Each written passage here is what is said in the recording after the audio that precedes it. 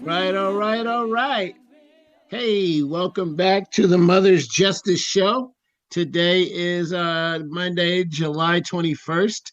My name is Chukundi Salisbury Sr., and I'm filling in for the amazing and wonderful founder, Reverend Harriet Walden, who won't be able to make it today. So I'll be hosting some of these shows in the near future. I'm excited once again to be on the show. And past times, of course, I've been on as guest hosting under for the Black Legacy Homeowners movement, and I filled in, and we've had different shows over the years. But currently I'm filling in for Reverend Harriet Walden. And today we will be talking about police accountability and what it means nationally and locally. And let's get into it. So again, you're listening to the Mother's Justice Show here on KKNW Northwest. And my name is Chukundi Salisbury. All right, let's get into it. The first thing I like to talk about is just kind of updates and news around the country in terms of police accountability. And there has been a lot going on around police accountability. Some of the headlines that I've seen this week, right? Locally, of course, let's go ahead and get into locally initially. So I think I might have mentioned this last week, but Seattle has, Mayor Harrell has asked for the end of the consent decree. And I guess the question for us is Seattle ready for local control of SPD? And I guess, honestly, even with the dissent decree, is there local control in terms of, real change? So that's a question for folks. But, one of the things that I saw about that is that, while we're trying to, so just for context sake, we've been under a dissent decree for 13 years. And, the city of Seattle argues that, that we've fulfilled our obligations around training, crowd management, use of force, and accountability in many ways. And then, of course, there's folks on the other side of that say we haven't, right? And perhaps we're not ready. One of the things that comes to mind for me is, how can we work with SPD locally around our SPD and the city of Seattle around the dissent decree as whether we have it or not. Because I've noticed, and that's another thing that's on the national agenda this week, is that the Justice Department, right? This is no longer the Eric Holder Justice Department. And so, you have things like, I know that the Department of Justice, for example, has moved. In fact, they just moved last month, or actually a couple months ago. But the Justice Department has already moved to cancel some of these agreements that they've had with other cities. So I know that Minneapolis and Louisville, the Justice Department, not the city, right? Those cities, of course, most likely want to be over their dissent decree, and that's something to be said. But also when you have the Justice Department moving to counsel it. So I guess what I would say, or I guess the question for folks and listeners out there, what does that mean for us? Is it better for us to just go ahead and apply, and or do we want the Justice Department to just cancel it anyway? So it seems to me that, in this era, in our political era of the, just the national political climate, most of these dissent decrees are going to come to an end under this Justice Department, right? And I think that, honestly, cities will, community is going to have to, come back and really get involved around these issues, because the Justice Department is basically going to be like those, the little item, see no, hear no evil, see no evil, right? Speak no evil. They're just going to be over there with their hands over their eyes and ears. And so some cities are, we'll see what happens, but most certainly we don't want that in Seattle. And so we're looking for people to be really engaged around police issues, which is why we have the Mother's Justice Show. And speaking of that, just in case you haven't followed us on socials yet, make sure you check us out. We are on Instagram and X, formerly Twitter, at MFPA-SEA. So it's Mothers for Police Accountability, Seattle, of course, and that's MFPA-SEA. And then, of course, on Facebook, we're under Mothers for Police Accountability. Feel free to leave us an inbox or, show topics or anything else that you want to hear about here on the Mother's Justice Show, because we are most certainly interested in justice and accountability for everybody, and not just the police, but most certainly they are the authority figures. And so we're working to ask for accountability there, as we've done since the beginning of our founding in 1990, when Reverend Walden and others came together to found Mothers Against Police Harassment. And of course, we've since then become Mothers for Police Accountability. So moving on to national news, let me go back to my list here.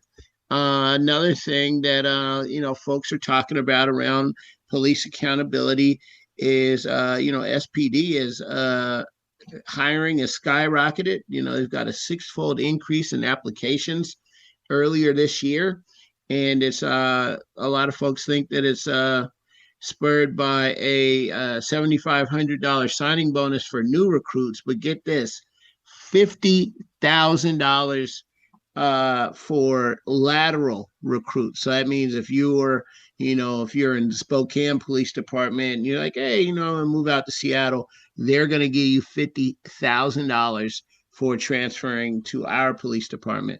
And I think that, so one, that's okay. It's good to get our numbers up, and most certainly we want a fully functioning police department that is accountable to community.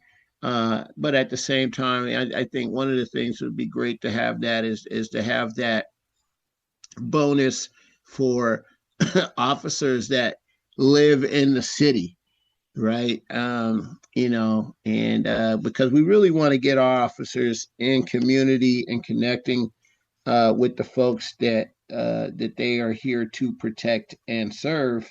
And, it's good to have a community connection. So I think that that's good. Exciting news around the Community Police Commission, right? I didn't know this, but I found out the other day that, the CPC is now operating a statewide police use of force database, and it's promoting transparency across all 300 Washington State police agencies or law enforcement agencies. And that's pretty exciting when you think about it, right? That we can have a database to look at use of force. If you were listening last week, we talked about the officer involved shooting dashboard that SPD maintains, even though it hasn't been updated in a while.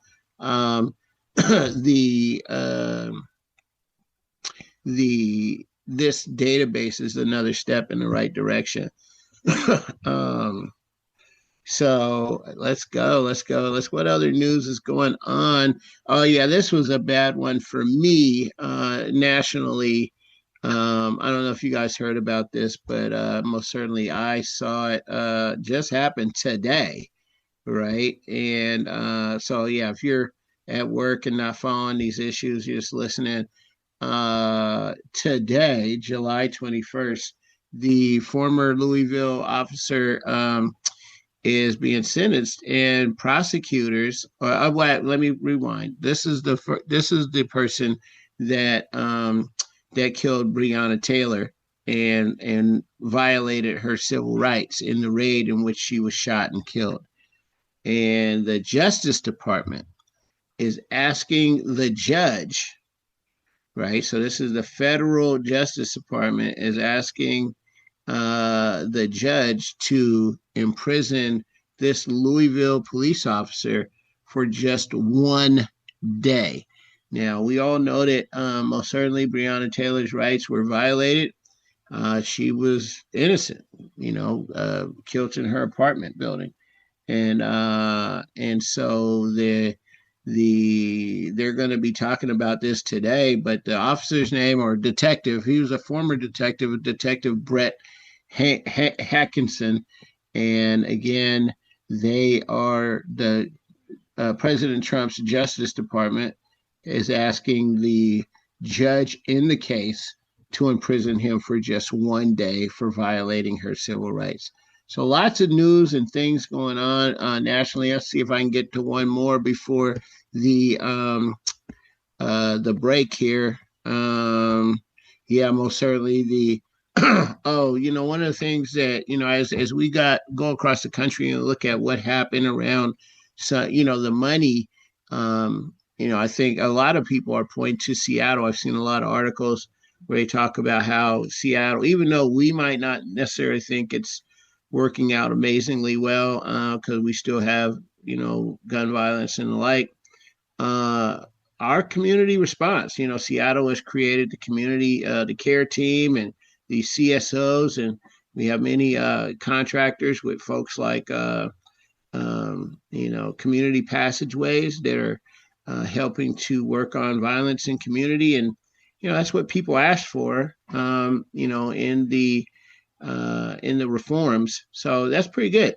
So listen, I'm going to come back in the break, after the break, and we'll talk a little bit about some more news around police accountability. And then, of course, we're going to shout out and have a moment for those who have fallen and been unalived by the police. Be right back. The Mother's Justice Show is brought to you by H.G. Walden and the Virtues Healing Circles. Join us for Wisdom and Wellness with Reverend Walden, a monthly virtual and in-person healing circle that focuses on community healing and growth. Learn more at virtueshealing.com. That's virtueshealing.com. Also, be sure to join our healing group on Facebook. Again, visit us at virtueshealing.com today. Market Street Shoes is happy to sponsor the Mother's Justice Show in honor of our mother, Jackie Higgins Rosebrook, who spent her life fighting for social justice, and also in honor of all mothers who fight for social justice. Market Street Shoes, fashionable footwear and apparel for life's everyday adventures, in the heart of Ballard since 2006. Visit marketstreetshoes.com. All right, I'm back, and this is Chukundi Salisbury Sr., and I'm here on the Mother's Justice Show. You're listening to the Mother's Justice Show here on KKNW 1150, and I am filling in for the Reverend Harriet Walden, our founder here at Mothers for Police Accountability, and who has run the show for many years. So I'm filling in, and for transparency, I'm her son, Chukundi, one of them. And so in the spirit of the show, we most certainly want to talk about accountability and justice in community. And we also just want to highlight and call folks names, right? We know that many people have been unalived by law enforcement, and it's still happening. Right. And I think even in the Trump era, it's going to be more important than ever for us to make sure that we are watching, compiling, talking about these things, and able to push forward. Right. Because we are looking for accountability. So that being said, one of the things locally, accountability, and most certainly is not going to bring him back. But I recently, in fact, it was a couple of weeks ago, and I might have mentioned it a little bit last week, but really, I'm kind of bittersweet, right? Or kind of half and half here on the on the Manny Ellis. So for those who don't know, Manuel Manny Ellis was killed during a police encounter on his way home from a Tacoma convenience store 5 years ago. And so his family, the city of Tacoma, is going to settle the wrongful death lawsuit for $6 million. And also the Ellis family had previously received $4 million in a 2022 settlement with Pierce County. And so this is going to bring some closure to their family.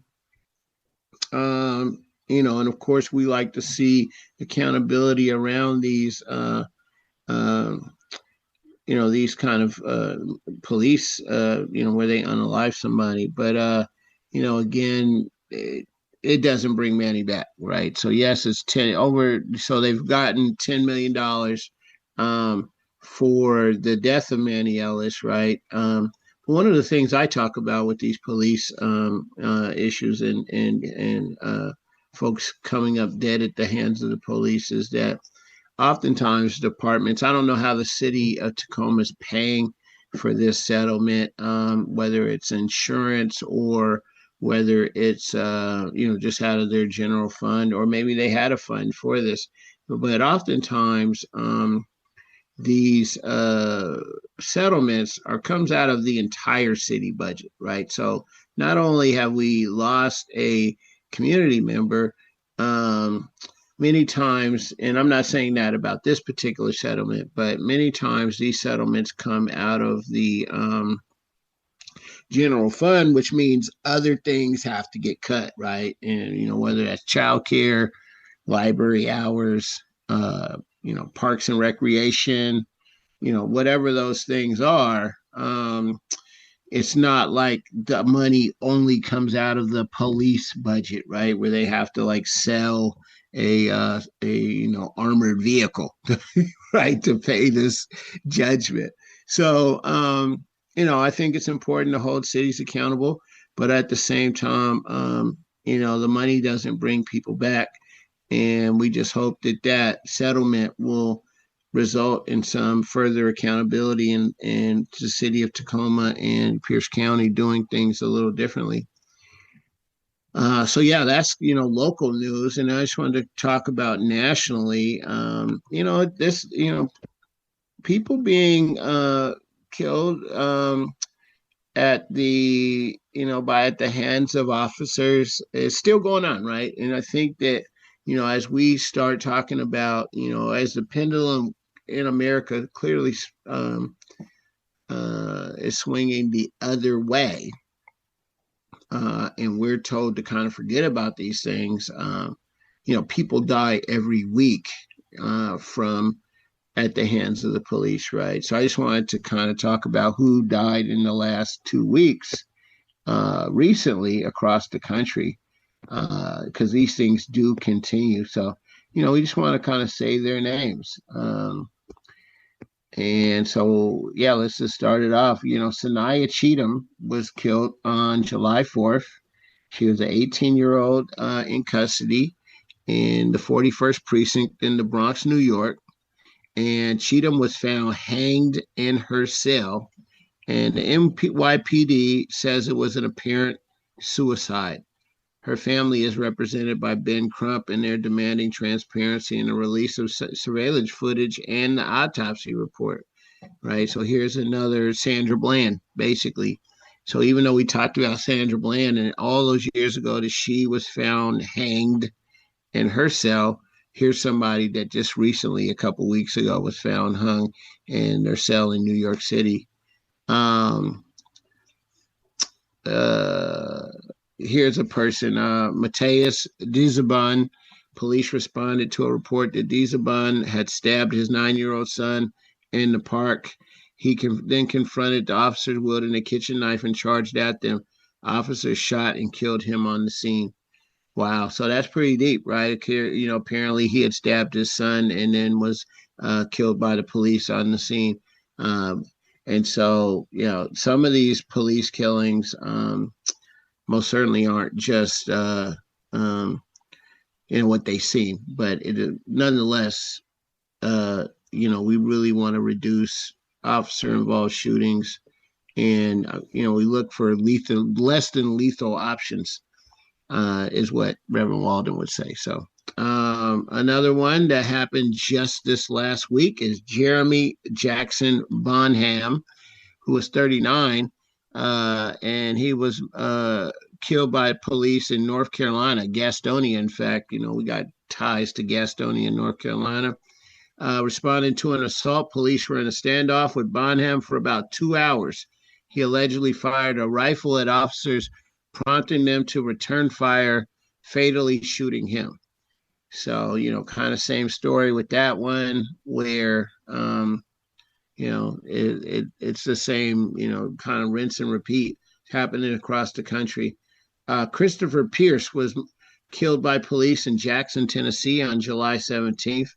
Police came to a parking lot during a road rage incident, and Pierce allegedly fired a gun as officers approached, and the officers responded with lethal force, killing him. So rest in peace to Christopher Pierce of Jackson, Tennessee. Harrison Charles Deppe, 52 years old, was killed by the police in Woodbridge, Virginia, also on July 17th. Deppe was armed with a crossbow, and he had brandished a gun earlier in the day. Negotiations with the police lasted several hours. Then he fled towards Potomac Mills Mall, where the officers shot and killed him. Okay. Alex Martinez was killed. He was 26 years old. He was killed by Colorado Springs police on July 5th. Officers reported a man displaying a firearm near nightclubs. When approached, he allegedly ran and reached for his waistband. An officer then shot and killed him.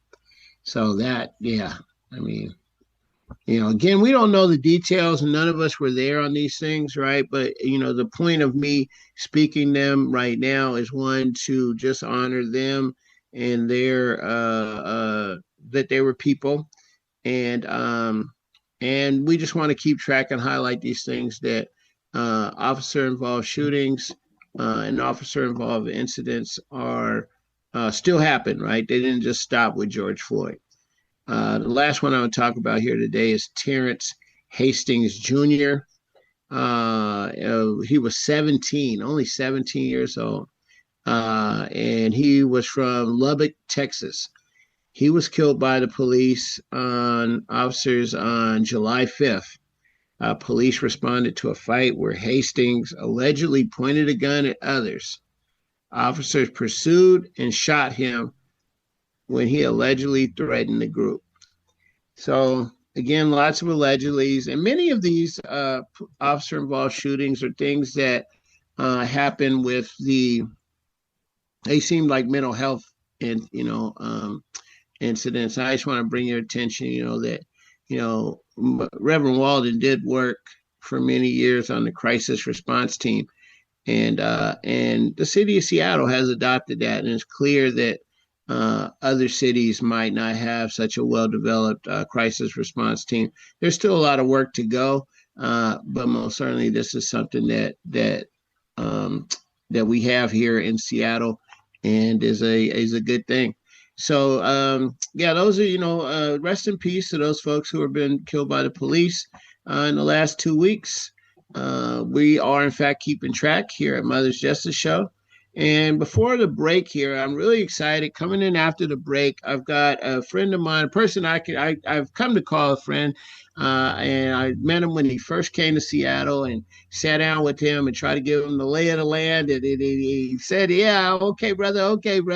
But now he has been through the gauntlet in a trial by fire, if you will, as the principal of Garfield High School, the most storied high school in Washington State, with the huge legacy. And for full transparency, I am a Bulldog, as well as all my brothers are, and Reverend Walden is an honorary Bulldog.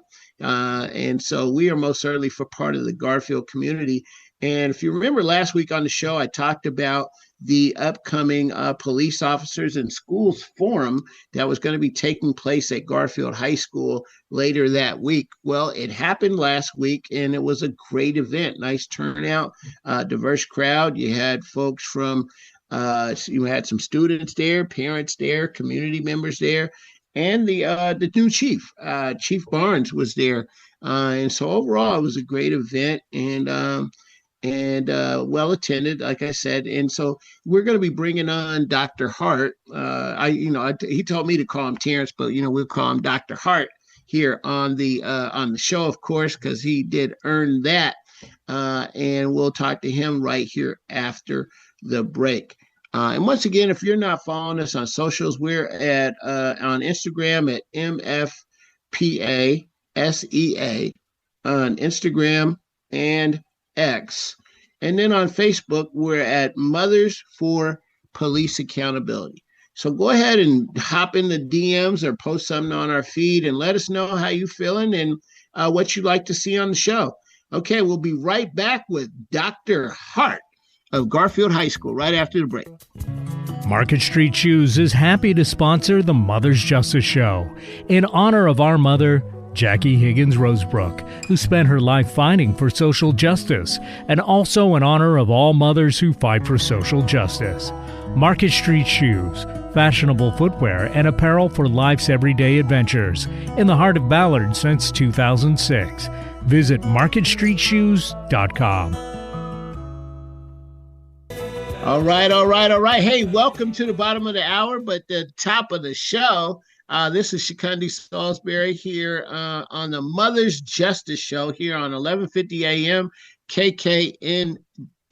I am filling in for Reverend Harriet Walden. And today is going to be a great show. I've got a special guest all the way from he's all the way from Jackson, Mississippi originally, but all the way from the Central District at our storied high school, the Hall of Legends, Garfield High School. And as I mentioned before the break, we had an excellent community forum last week about police officers in schools. So I just wanted to bring Dr. Hart on to the show to talk a little bit about that event and public safety as it relates to schools and protecting our students and having a safe campus. I know he's had a lot of different issues that have happened. As I mentioned, he has been tested by fire, right? But he most certainly has came through the gauntlet and is ready to provide a great experience for our students at Garfield. So welcome, Dr. Tarance Hart, to the show. Appreciate you, brother. Thank you so much for the invitation. Glad to be here. Yes, indeed. Right. So as I mentioned, we had that. Can you tell us, just tell us a little bit about the event from your perspective last week, with Chief Barnes and the school resource officers perhaps coming to the school. What was your take on that? Yeah. Well, so as you know, over the past 4 years, our school community has had several incidents of violence on or around campus. So the conversation, Garfield had a school resource officer prior to COVID. And from what I understand, it was a successful program.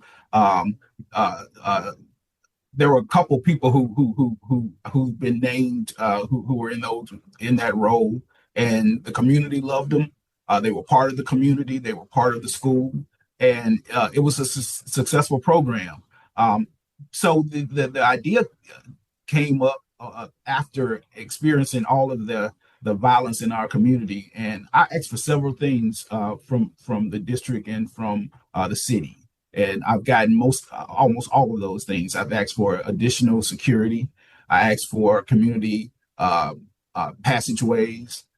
To provide some safe way, some sort of safe passage coverage. I've asked for case management. I've asked for additional mental health supports, and I've been given those things. We've been given those things, but I've also asked for a partnership of some kind with SPD because we've had to call on them many times over the past 4 years. So a partnership is needed because they serve our school community.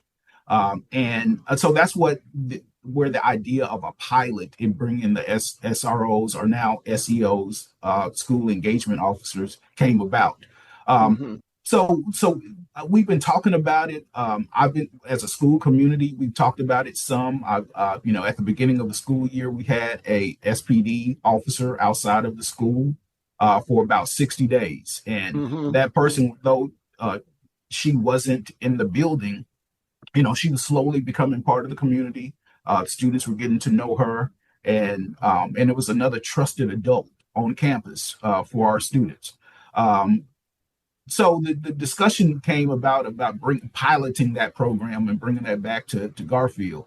And one of the things that has to happen in order to bring a program like that back is community engagement. So I was very happy about the opportunity to have this community engagement event, to hear from the community, hear from our students, to hear from our families, to hear from our community members. And so I was pleased with the turnout, and I was happy to hear everybody really in deep discussion about the MOU.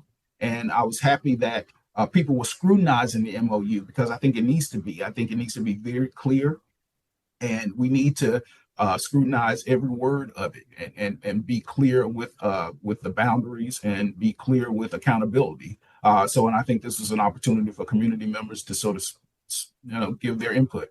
Yeah, that was excellent. One of the things that I liked about that event, right, is the superintendent, the interim superintendent, Fred, what's the name? Podesto.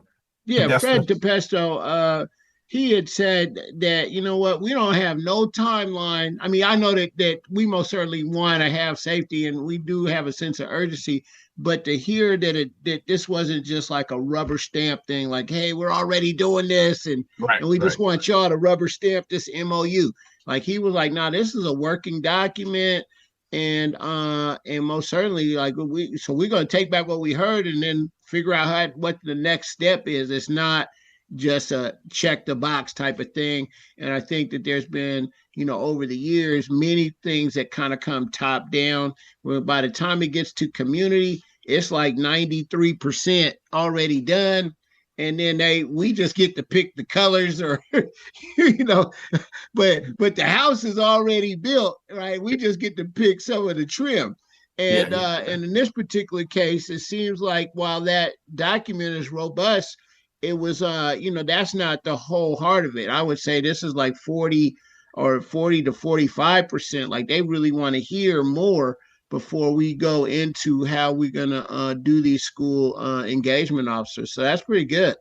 Yeah, absolutely. And, I think we have both a board and a district who's really serious about, really sort of engaging community before making a decision. I can honestly say that this is not something that's guaranteed. It's not, it's not nothing that's been promised. It really is exploratory and listening to community. And I want desperately for our families to have a say.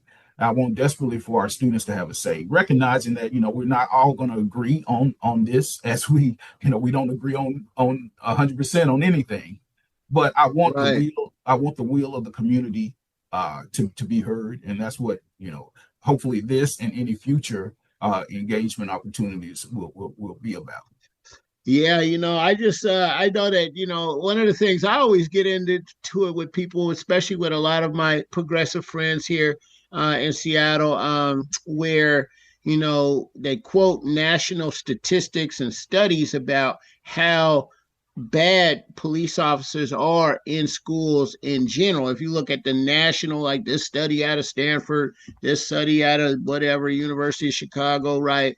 And I always say to them, but what about Garfield specifically?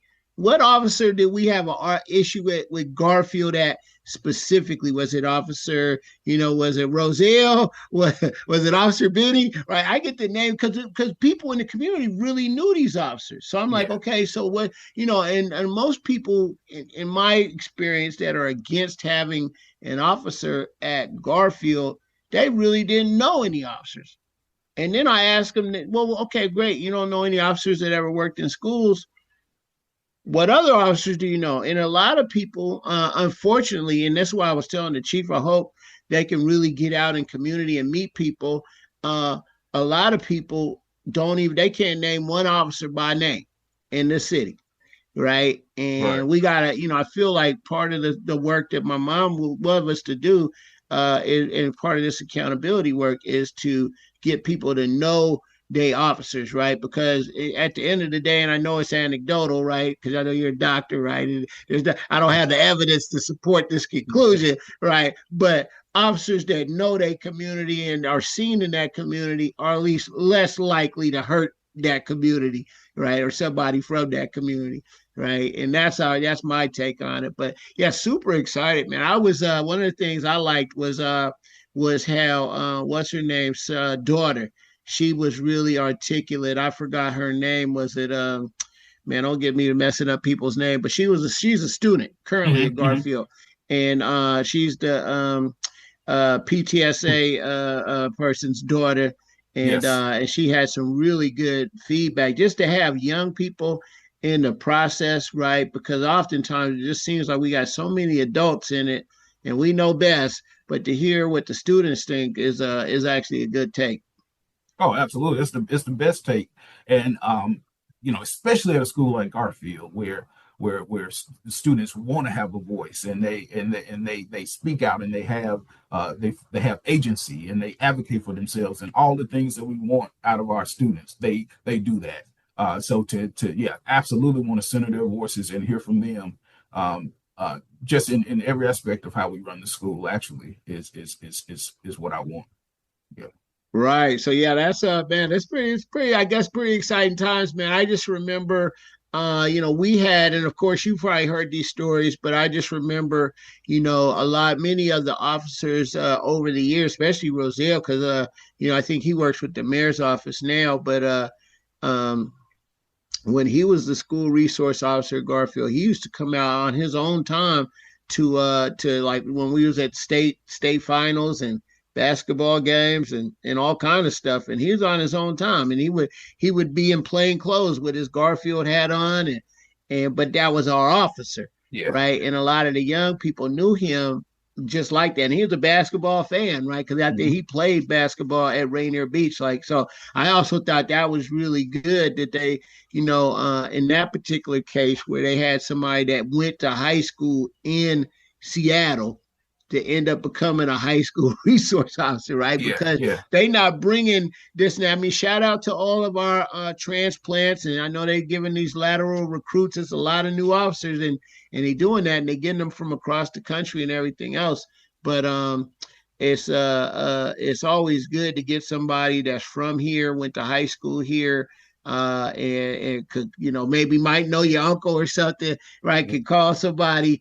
And that, I think, from my memory, that was one of the things that I really did enjoy about some of the police officers at the school when they were SROs at Garfield, was the fact that they were able to create an environment where they were protected. People felt protected, and I know that the studies don't say that, but when you actually talk to the people, the students that was there under their protection, they all say that they felt protected, right? Absolutely. I haven't heard one negative word from anybody about those officers who served in that capacity before the program was discontinued. I mean, I've heard all positive things about how students trusted them, and because they trusted them and trusted the officers, they were able to get information that helped keep everybody safe. So I've heard a lot of good things, and I think when you look at the research around it, I'm no expert in this area. I think there's a certain type of school resource officer program like the type that Garfield experienced, where the person wasn't there as a discipline, where the person wasn't there to take people to jail, but he was a part of the community, and he was an officer who happened to be part of the community, so he had information that he would get that was helpful to the school and vice versa. Indeed. You know what? Let's pick this back up right after the break, y'all. Hey, so we're listening to the Mother's Justice Show here on 1150 AM KKNW, and our guest today is Dr. Tarance Hart, the principal of Garfield High School. We'll be right back. Market Street Shoes is happy to sponsor the Mother's Justice Show in honor of our mother, Jackie Higgins Rosebrook, who spent her life fighting for social justice, and also in honor of all mothers who fight for social justice. Market Street Shoes, fashionable footwear and apparel for life's everyday adventures. In the heart of Ballard since 2006. Visit MarketStreetShoes.com. The Mother's Justice Show is brought to you by H.G. Walden and the Virtues Healing Circles. Join us for Wisdom and Wellness with Reverend Walden, a monthly virtual and in-person healing circle that focuses on community healing and growth. Learn more at virtueshealing.com. That's virtueshealing.com. Also, be sure to join our healing group on Facebook. Again, visit us at virtueshealing.com today. Okay. Hey, welcome back. You're listening to the final segment here on the Mother's Justice Show here on 1150 KKNW. My name is Chukundi Salisbury Sr. And I'm filling in for my mother, Reverend Harriet Walden, here on the show. And our special guest today is Dr. Tarance Hart, the principal at Garfield High School. And we're talking about the highly successful school and police community forum that we had last week with Chief Barnes up at the school, and then just police officers in school in general. If you're just tapping in, most certainly if you're from Seattle, you know there's been several incidents and shootings and even a murder on campus over the last 4 years at Garfield. So we're really at a tipping point, and we've got many of the resources. Dr. Hart talked about a lot of the resources that he's asked for have been provided to the school. But one of the last pieces that may or may not happen is what they're calling a school engagement officer. We were just talking about how some of the school resource officers, which is similar in the past, were much loved by the community. And yeah. Would you say that, Dr. Hart? Yeah, I would say from everything I've heard, they were beloved and were a real big part of the community. And what happened, I think, is, a couple of things happened at Garfield at the same time. One is COVID happened to us all, right? And Mr. Howard left Garfield after I believe around 18 years. Yeah. The school resource officer was removed. And when we came back from COVID, that was that resource that was there, that trusted adult was not replaced with anything. So it's like you remove a resource and you put nothing in its place. So any value that resource provided was then taken away and was not replaced, not bridged with anything. And and I think it's a perfect storm, Right. Yeah. Perfect storm. What was happening in society, I think at the time, violence went up post-COVID everywhere, it seems. And a lot of things happened at the same time. And I'm I'm happy to say that over this past school year, there was no sort of shootings on campus or close to campus even. So I think some of the supports that we've been provided with are paying off, and we want to keep those investments are paying off, which is great, man. I think one of the things that I just remember about talking with Stuckey or Roselle or Officer Benny over the years, just for full transparency, I did all of the dances. That's why I know all the police officers, right? I was up at the school all the time because I did like out of 22 purple and white days, I might have did like 19, right? So I did a lot of the dances, proms, and everything else. So I knew the officers. And one of the things that I used to hear from them all the time is that they were this intermediary. Once they built up trust, kids want to come tell somebody. They want to be able to say something that such and such got a gun or this person's selling dope, whatever, right? But you have to build that trust, right? Because most kids, most people, they just want to know that they can tell somebody and make their school safer, but they're also not going to be called out for it. They want to pass that information along because they want a safer school. And so those guys used to tell me they got so much information about things that was happening because kids trusted them. The other thing that I remember from that era was that oftentimes what you hear about with the one of the things that was good about the school resource officers, because I remember when somebody got shot up in the school, right? And this was years ago at Garfield. I know that there have been things that's happened at many schools across the city, and the school resource officer, I guess now school engagement officer, if they move forward with it, was a great person to have for when the real police, I mean, they were real police too, but they kind of was our police right at the school. But when the real police pulled up, and they all from Texas and Kansas or wherever they done came in from, and then they all live in wherever, Whidbey Island and Mill Creek and Covington somewhere, our Officer Benny, was able to tell them, no, okay, here's the situation, right? So they don't have to come in there and feel like everybody's an enemy, everybody, because you got to be tactical. I mean, there are real situations where police officers' lives are in danger, right? Because people do shoot at them, right? Which is true, right? And so a person like Officer Benny or Roselle was able to say, okay, here's the situation. And since they knew that officer, because he's a real officer too, they was able to, get some trust. They say, okay, well, these people behind over there, they're clear.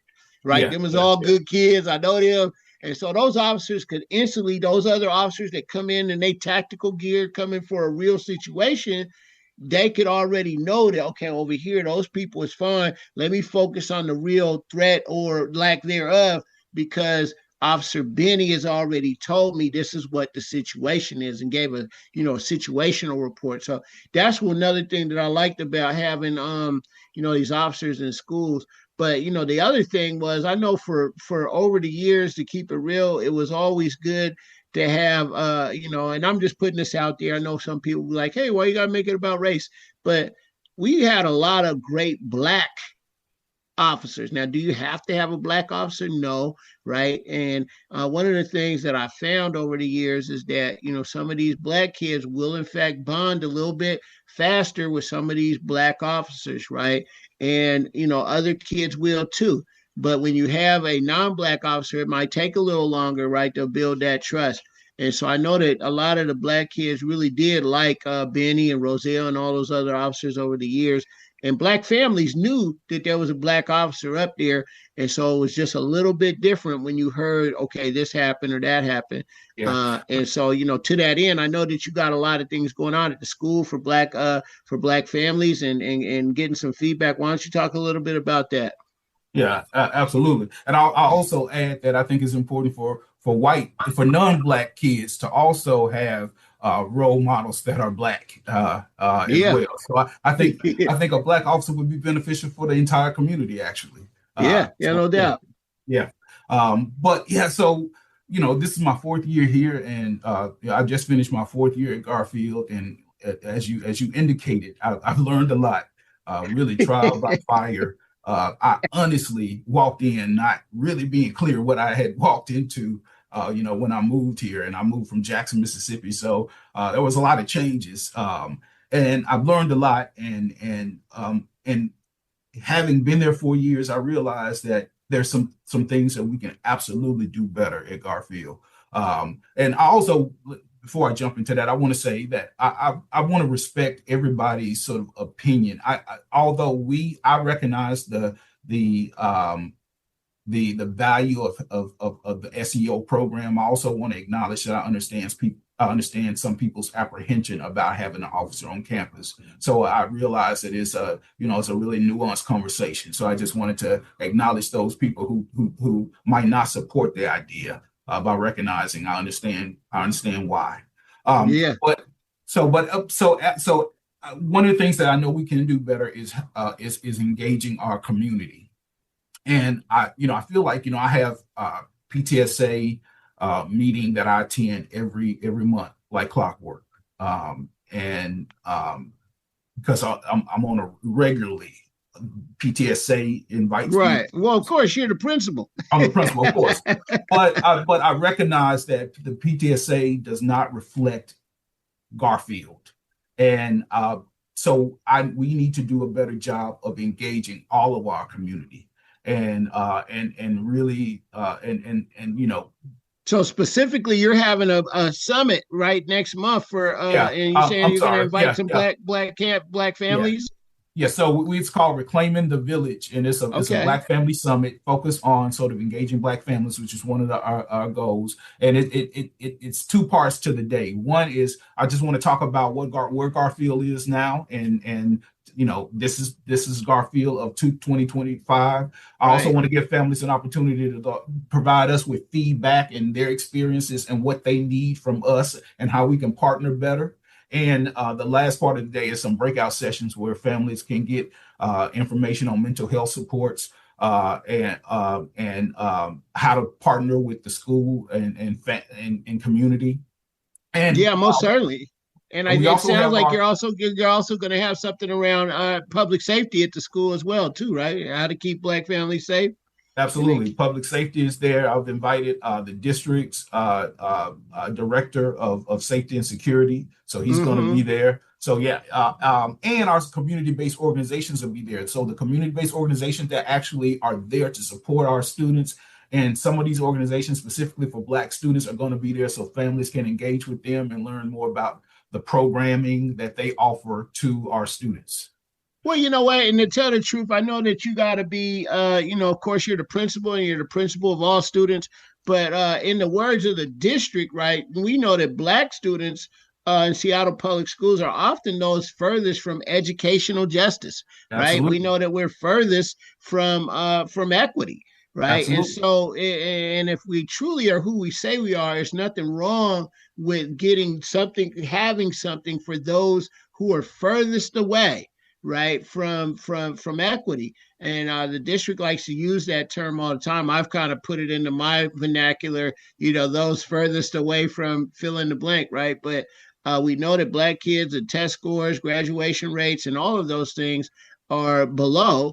And then we know that instances of where we in involved in discipline, right, with Black kids across the district are above average. So we know Absolutely. that, right? And the real question is, do we have the tools to be able to help address that? Well, I'm super Absolutely. excited. The event, I heard you, Dr. Hart, is on August 16th. And how can people learn more about that? They can go to the website. If you go to Garfield's website, there's a link there for families to register. We want to get a number because we're going to provide lunch there. So yeah, go to the Garfield's website, and there's more information on there as All well as right. the link to register. Well, you heard them right, y'all. You can, if you're interested in the summit, check us out. Garfield's website. Also, we're going to be checking back with Dr. Hart and School District and along with SPD around the future of the School Engagement Officer Program. Dr. Hart, I want to thank you for coming on today to the Mother's Justice Show. You have a great day. Thank you. I appreciate you. All right. So, hey, that was Dr. Hart again of Garfield High School. And appreciate him coming on. This is Chukundi Salisbury, Sr. And again, I was filling in for Reverend Harriet Walden and here on the show. And we're going to keep the show going. Excited about next week. Make sure you follow us on socials at MFPA. SEA on X and Instagram, and Mothers for Police Accountability on Facebook. Hey, have a great week. And remember, it's up to us to keep our eyes open for accountability. See you next time.